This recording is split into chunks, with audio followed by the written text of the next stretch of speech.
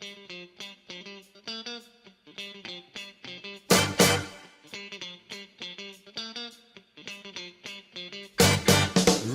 down the highway in my raggedy Greyhound bus.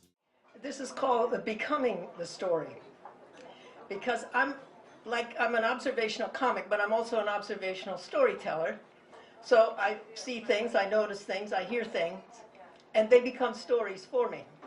In fact, when I was a child, my mother told me once, she said, I always know when you're perfectly still that you're listening to somebody and you're eavesdropping. And really, it's been a habit. And most of my stories do come, or many of them come, from being on the public transit. And there's everything there in the public transit. Every kind of literary theme you could ask for. You know, it's Atwoodian, it's Monrovian. It's just huge, right? Dostoevskian, if you get right down to it. So, for instance, you think of pride. I was on the bus one time, and these buses here in Vancouver, you know, they kneel. There's this big hiss, and they go down so that they're right at the curb for people who may have any mobility problems. And it has gone down, and this voice from outside says, lift it up. He doesn't do anything, and then the person says again, lift it up. And nothing yet. And finally, the woman yells, lift it up, I don't need that. And so he does lift it up, hiss. And this rather older woman, and I would say quite worried, and she did not want it to look like, or in any way, she didn't need help. She had too much pride for that. She could do that. It's also, say, a place of pathos. I live in the North Shore, and so I was taking the ride up the hill a ways, and there was this young woman on the bus, standing right next to the driver. And she was nicely dressed, maybe 18 years old, and she had a little backpack, but she was carried in front of her like that, leaning right at the partition between herself and the driver. And she was talking. And she was talking. She had this penetrating voice, and while I do not see public transit as a place for meditation, so you'd like a little peace and quiet sometimes. It's North Shore, right? We're not on the Hastings Street bus. Okay. So, but she talks and she talks, and interestingly, the driver is actually, the woman driver is talking somewhat back and forth to her, which surprises me, because they're big on safety and all that. And eventually, though I'm getting more and more irritated, because I'm just not as nice a person as I'd like to be, right? And so she eventually gets off, okay. The next day, it happens to be the same time, the same bus, and the young woman is on again. And this time, I sort of, without exactly listening, hear it. And it turns out that she lives for the buses. She knew every single schedule. She knew every single driver. Oh, yeah, Jim likes that one. He likes the scenery. He likes that route. Or Joey doesn't like that. He has to get up so early for it. And she just knew everything about it. And I remain impatient. But she gets off and on the buses also, and you'll want to know the geography of the buses, they also have this red line beyond which no one is to stand, so they can see right out the door. But this young woman, where she was standing rather, she was actually overlapping the red line.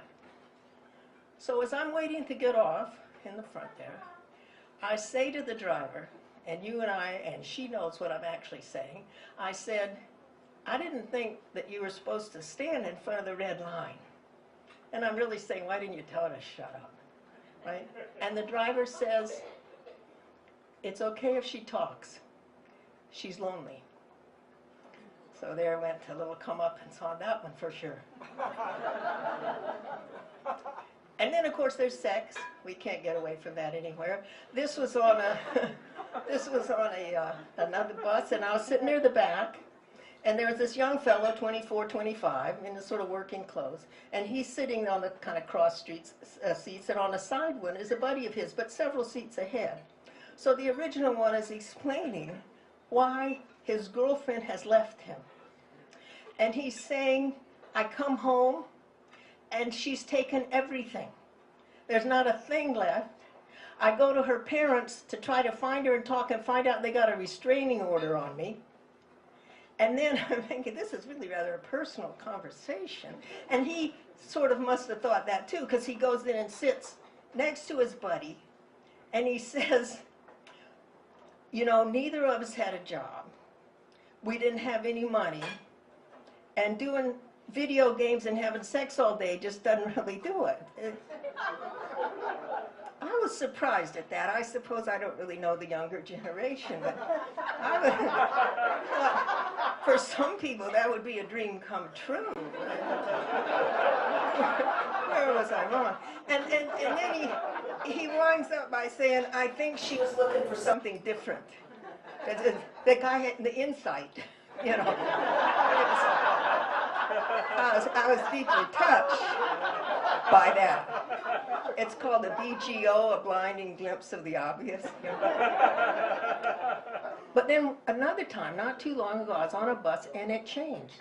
The whole observed thing flipped. I get on the bus and walk toward the back because it's fairly crowded. I only have 4 stops to go, so I think it'll be easier if I go toward the back and be near the back door. And near that back door, there's 3 steps up.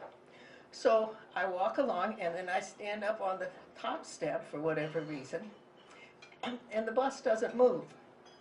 And I'm thinking, why isn't this bus moving? And then the driver says, courtesy seats. And, you know, bus not moving, nobody's sitting. And then he says, courtesy seats again. And I thought, well, you know how they have also that whole plank that rolls out and beep, beep, beep, beep, beep goes out. And then somebody in a mobile chair, you know, can come up. But I don't see any chair. I don't see that happening. He says courtesy seats again. And I'm thinking, well, where's the baby stroller? Where's what? And as I look down, and then he says, courtesy seats or this bus doesn't move. So I look down the length of this bus, and they're all looking at me.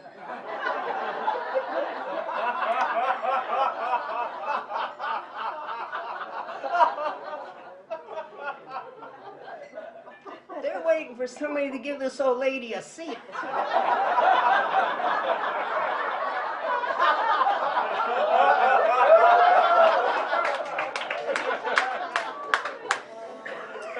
So finally some guy, now I had, by the way, jogged 70 minutes that morning. I really needed a seat, right? And so finally some guy out of sheer terror leaps up, and I sit down because this bus isn't going to move unless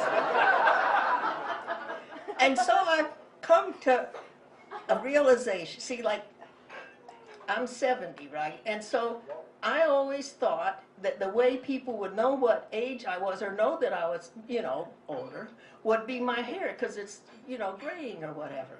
But it was a rainy day. I had a toque all the way down. There was no hair short. So what is my choice of how they're going to know? It's my face. You know, how are you going to feel about that? And so now I know that if I wanted to, there's 2 options I have. If I want true freedom to sit anywhere I want to sit, I'm going to have to wear not only a toque, but a ski mask.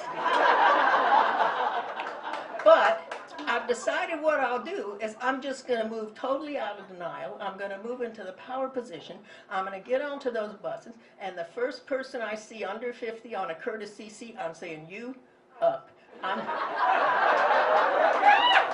traveling in style today. Thank you so much.